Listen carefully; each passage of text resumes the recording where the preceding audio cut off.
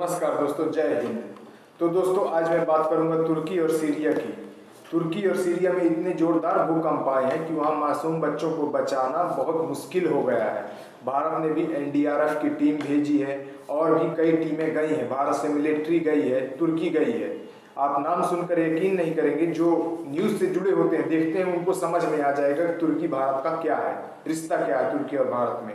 तो तुर्की और भारत में सांप और नेवले का रिश्ता है, जैसे दुश्मन और दुश्मन का। लेकिन फिर भी भारत ने वसुदेव कुटुंबकम को ध्यान में रखते हुए कि पूरा विश्व हमारा परिवार है, भारत ने आज मदद कर दी तुर्की की।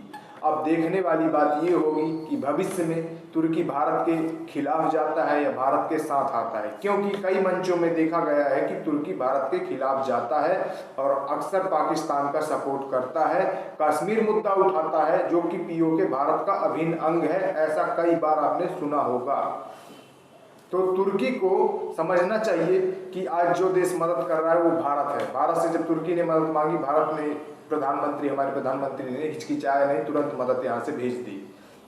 कई वहाँ जहाँ भूकंप आया है, तकरीबन कई बड़ी बड़ी बिल्डिंगें गिर गई हैं। बताया जा रहा है, न्यूज में वीडियो कई आ रहे हैं कि जब भूकंप आता है तो पंछी उड़ रहे थे आसमान में। तो वहाँ के लोगों को क्या पता चलेगा, एक बार घुसते हैं रूम में तो पता भी नहीं चलता सूरज कब डूबा और कब निकला। तो कैसे पता चलता। तो उड़ रहे थे आसमान में कुछ पंछी, ऐसे वीडियो कुछ आया, आप लोगों के पास भी आया होगा, देखा होगा आप लोगों ने। तो तुर्की ने जब मदद मांगी, भारत ने तुरंत मदद पेश की। अब भारत को देखते हुए, भारत की समझ, मतलब कि भारत आगे निकल रहा है इससे, तो पाकिस्तान ने क्या किया, पाकिस्तान ने ऐलान कर दिया कि शहबाज शरीफ और बिलावल भुट्टो जा रहे हैं तुर्की। ये दोनों आदमी तुर्की जा रहे हैं पाकिस्तान के। अब वहाँ तुर्की को मानो मुसीबत तो है और ये मुसीबत बढ़ाने जा रहे हैं। मतलब जब ये यहाँ से जाएंगे तो वहाँ जो अधिकारी अपने काम में लगे होंगे राहत बचाव के कार्य में, उनको यहाँ इनको अलग से स्वागत करना पड़ेगा। मतलब ये क्या काम बढ़ाने जा रहे हैं या काम बिगाड़ने जा रहे हैं, क्या करने जा रहे हैं। तो तुर्की ने बाकायदा मना किया कि आप अभी मत आइए, आप बाद में आइए। मतलब पाकिस्तान के इंटरनेशनल बेइज्जती में और एक इंटरनेशनल बेइज्जती जुड़ गई। किसी देश के प्रधानमंत्री को, विदेश मंत्री को कोई देश ये कहे कि आप मत आइए अभी, ये बहुत बड़ी बात होती है, बहुत पूरे देश की बेइज्जती होती है, उस पूरे देश की बेइज्जती हो जाती है। भारत का विमान तुर्की जाना था, तो पाकिस्तान के रास्ते से होता तो जल्दी पहुंचता। तो भारत ने बोला कि हमें रास्ता पाकिस्तान ने मना कर दिया, हम रास्ता नहीं देंगे। इसका भी एक बहुत पॉइंट रीजन है, आप ये समझिएगा थोड़ा सा। अब भारत तो यहाँ से भी चला गया ना, आखिर पाकिस्तान रोकेगा थोड़ी ना, भारत रुकेगा, भारत तो जाएगा ही जाएगा, क्योंकि उसे मदद करनी है। इसके पीछे बहुत 2-3 पॉइंट हैं, गेम चेंजर पॉइंट हैं, समझिएगा। जो तुर्की हमेशा अगेंस्ट बात करता है भारत के, तो वहाँ के लोग भारत के फेवर में आएंगे। वहाँ के लोग जो नहीं कनेक्ट हो जाते हैं, फीलिंग्स कनेक्ट हो जाती हैं जब एक देश दूसरे की मदद करता है। जैसे हमारा और रूस का फीलिंग्स कनेक्ट है वहाँ के लोगों का, वैसे ही तुर्की और भारत के लोगों का फीलिंग्स जो है कनेक्टेड होगा। तो वहाँ के जो रिसेप तैयब एर्दोगन राष्ट्रपति हैं, उनको भी लगेगा कि भारत मदद कर रहा है, भारत के खिलाफ नहीं जाना चाहिए। ये एक पॉइंट हो गया। अगर भविष्य में तुर्की भारत के खिलाफ जाता है तो उसके खिलाफ और कई देश हो जाएंगे, क्योंकि उसके जो दुश्मन देश होंगे, थोड़ा खटास होगी, उसके खिलाफ जरूर होंगे, क्योंकि भारत हमेशा मदद करता रहता है। और पाकिस्तान से रास्ता पूछने का कारण ये है कि भाई हमें आप अपना एयरबेस इस्तेमाल करने दीजिए, अपना आकाश हमें इस्तेमाल करने दीजिए, तो हम यहाँ से राहत बचाव कार्य भेज देंगे, जाने देंगे। लेकिन पाकिस्तान इतना मूर्ख है, मैं मूर्ख ही कहूँगा, पाकिस्तान इतना मूर्ख है कि वो भारत की चाल को समझ नहीं पाया।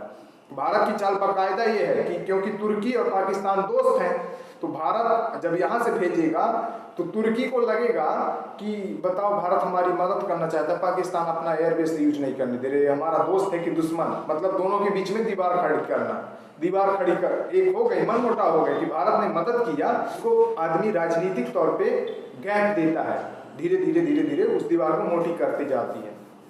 तो भारत ने इस स्ट्रेटजी से तुर्की को भी अलग कर दिया पाकिस्तान से।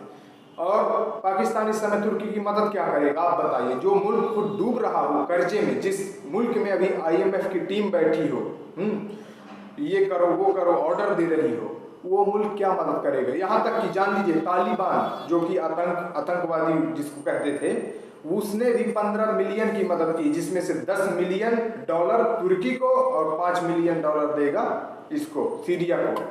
वहाँ के लोगों से रिक्वेस्ट की कि आपके अफगानिस्तान में कि आपको जितना हो सके उतना मदद की, 15 बिलियन जुटाया और उसने भी मदद की। और पाकिस्तान ने जो भी नहीं दे, एक मदद नहीं की अभी तक, तो न्यूज़ नहीं आई है। सोचिए, अब तुर्की को भी सोचना चाहिए कि भारत उसका दुश्मन है या दोस्त है जो कश्मीर का मुद्दा हमेशा उठाता है, आतंकवाद के बारे में हमेशा उसका सपोर्ट करता है पाकिस्तान का। तो भारत दोस्त ही है तुर्की का। तुर्की को समझना चाहिए इस बारे में कि उसका कहाँ फ़ायदा है, क्योंकि इंटरनेशनल में मंच में दोस्ती यारी ज़्यादा मायने नहीं रखती, मायने ही नहीं रखती, ज़्यादा क्या मायने नहीं रखती है। वहाँ ओनली और ओनली अपना बेनिफिट देखा जाता है। तुर्की का बेनिफिट है भारत के साथ, ये तुर्की समझ ले। पाकिस्तान के साथ उसको डूबना ही है। रिसेप तैयब एर्दोगन ये जान ले, पाकिस्तान उसको डुबा देगा। तो आप सोच लीजिए आपका फ़ायदा कहाँ है, नुकसान कहाँ है। तुर्की ने भारत का शुक्रिया अदा किया कि भारत ने, और सबसे पहले भारत ने मदद का हाथ बढ़ाया, फिर धीरे धीरे देश पीछे आए कि चलो भारत मदद कर रहा है, हम भी मदद करेंगे। फिर धीरे धीरे सभी देश पीछे आए। फिर अपना सबका राष्ट्रहित और राजनीति स्वार्थ सब कुछ होता है, और थोड़ा भारत ये नहीं सोचता, भारत मदद के बारे में सोच के तुरंत हाँ भारत ने कर दिया। आपका क्या मानना है इस बारे में, कमेंट करके बताइएगा। कुछ गलती हो गई हो तो मुझे कमेंट करके बताइएगा। जय हिंद।